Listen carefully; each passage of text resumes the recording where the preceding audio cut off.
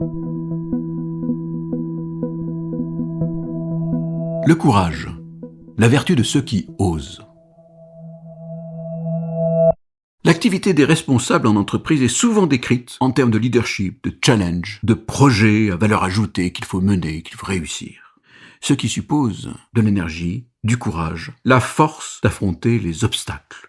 Mais ce n'est pas si simple. Aristote pointe du doigt l'effort, le risque d'échouer, la peur qui tenaille le cœur. Le but du courage, lui, est agréable. On l'appelle victoire, succès, réussite. Mais le chemin pour y arriver est un combat rude, si éprouvant qu'il n'est pas rare de le fuir. Qu'est-ce que donc le courage ? Comment Aristote définit-il le courage ? C'est une excellence pour lui. Toujours la même idée que l'on retrouve très souvent chez Aristote, cette idée du juste milieu.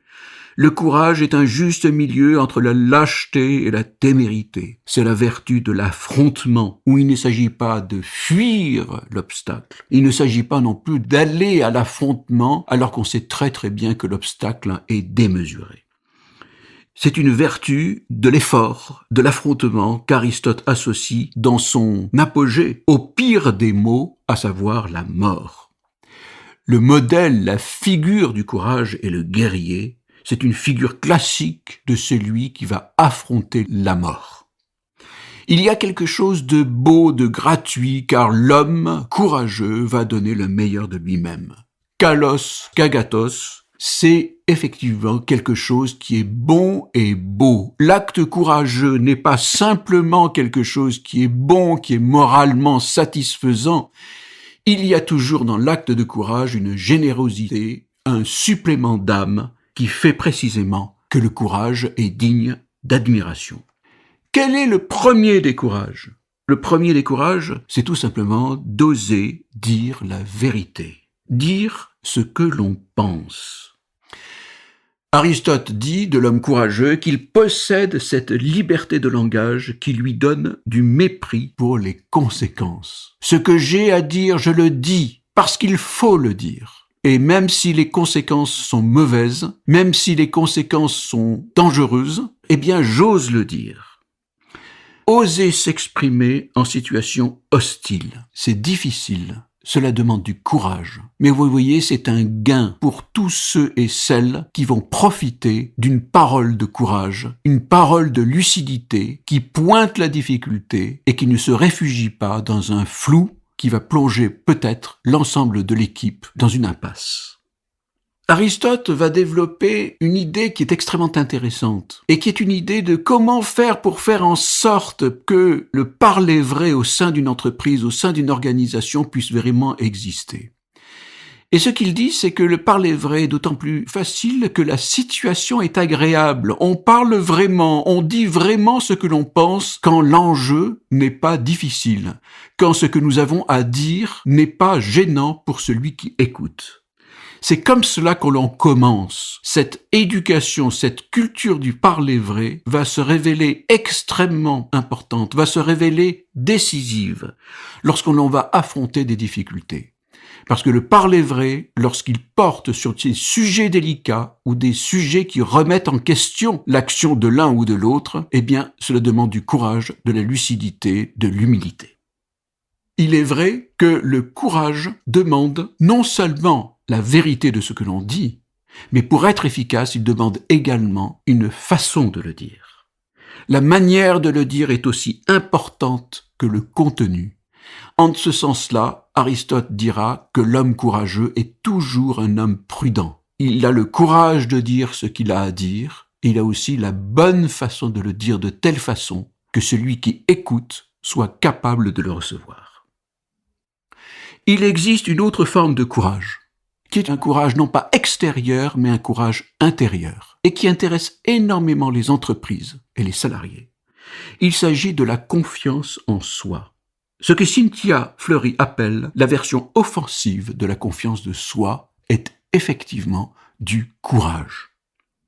Entre la crainte de ne pas s'exprimer et l'arrogance qui consiste à s'exprimer d'une façon excessive, d'une façon narcissique, Il existe justement ce juste milieu de la confiance en soi qui consiste à dire la vérité que l'on voit, à témoigner de ce que l'on pense. Ce juste milieu-là et la confiance en soi est extrêmement importante pour développer un parler vrai, pour développer une qualité relationnelle dans laquelle les uns et les autres pourront se faire confiance. Comment devenir courageux? À cette question toute simple, Aristote apporte une réponse, parce que le courage est une disposition stable qui est acquise par répétition.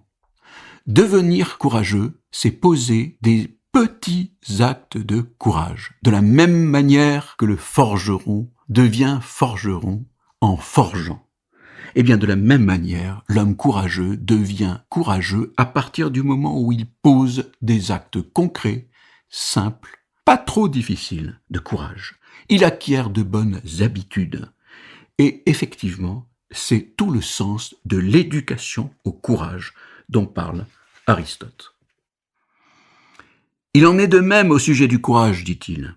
En nous habituant à mépriser le danger et à lui tenir tête, nous devenons courageux.